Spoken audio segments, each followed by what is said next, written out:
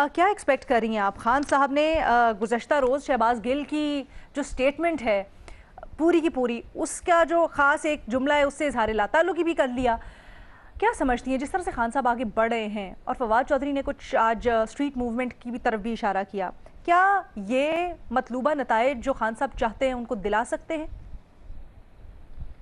देखिए, जहाँ तक इलेक्शंस की कामयाबी की बात है अलीना, तो वो तो अवाम ही डिसाइड करेगी। अवाम के वोट से ही इलेक्शन की कामयाबी तय होती है और खान साहब की बहुत मकबूलियत है। बात यह है कि क्या अभी हम अगले इलेक्शंस की तरफ अभी फौरी जा रहे हैं या हम अगले साल जाएंगे, यानी कि वक्त के ऊपर होंगे, ये अभी डिसाइड होना बाकी है। और उसकी बहुत सी वजूहात है। जहां तक आपने गिल साहब वाले उस सेंटेंस की बात की, तो देखिए उसके ऊपर तो मेरे ख्याल में डिस्टेंस करना बेहतर ही था, क्योंकि एक सेंटिमेंट और जिस तरह का माहौल बन गया, हम इस चीज में नहीं जा रहे हो, तो हम ऑलरेडी डिस्कस कर चुके हैं कि क्या लफ्जों में कोई की वजह से कोई बगावत हो सकती है, केयरलेस गुफ्तगू के ऊपर जो है। लेकिन इसके सियासी तौर पर तो इसके असरात हुए, हमने देखा कि इसकी वजह से डैमेज भी हुए और एक मोमेंटम भी रिवर्स हुआ।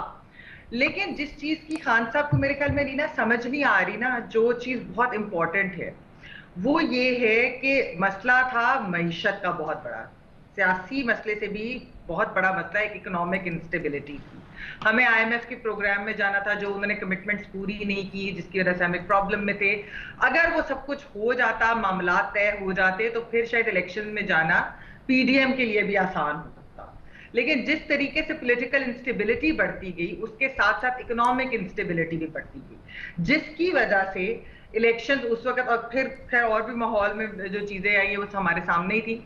लेकिन बात ये है कि क्या खान साहब ने इस चीज को रियलाइज नहीं किया, और ये कहते हैं कि ये मैसेजिंग उनको भेजी गई, उन्हें कहा गया कि अगर इतना मईशत की थोड़ी सी स्टेबिलिटी हो जाए तो इलेक्शन हो जाएंगे, आप थोड़ा सा अगर उस चीज का वेट कर लेते, लेकिन वो नहीं उन्होंने किया।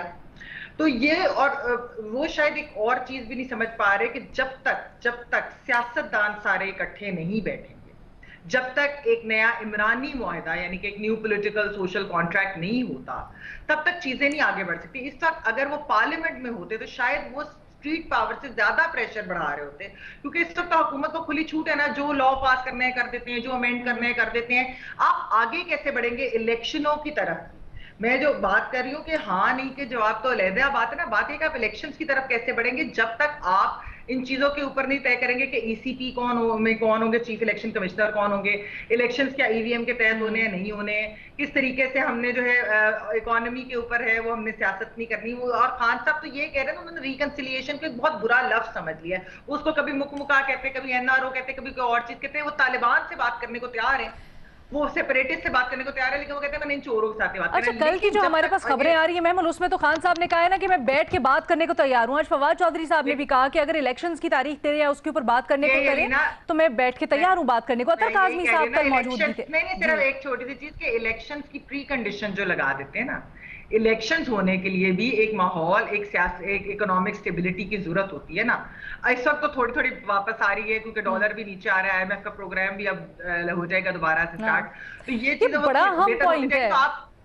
तो जब तक आप सबके साथ बैठेंगे नहीं, तो ये बड़ा अहम पॉइंट है। अब मसला यही है, अब तो हुकूमत भी कदरे बड़ी कंफर्टेबल पोजीशन में नजर आ रही है, मईशत इस वक्त थोड़ी सी संभलती हुई नजर आ रही है।